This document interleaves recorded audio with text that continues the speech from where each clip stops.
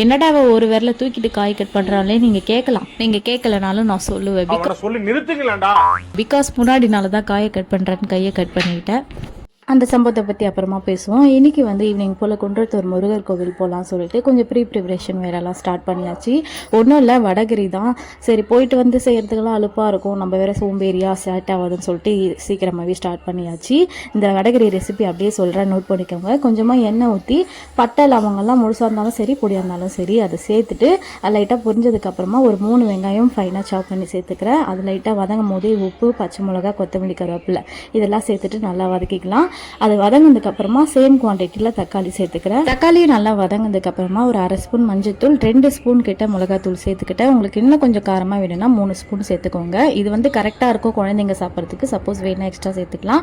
அதெல்லாம் வதங்கினதுக்கு அப்புறமா ஒரு சொம்பு அளவுக்கு தண்ணி ஊற்றி தண்ணி நல்லா கொதிச்சதுக்கு அப்புறமா ஆஃப் குக் பண்ண வடையை நல்லா பொடியாக்கி சேர்த்துக்கலாம். இதை பொரிக்கவும் செய்யலாம், நீங்கள் வேக வச்சு எடுத்துக்கலாம். அதை சேர்த்து நல்லா சுண்டனதுக்கு அப்புறமா கொத்தமல்லி தூவி இறக்கிட வேண்டியது தான்.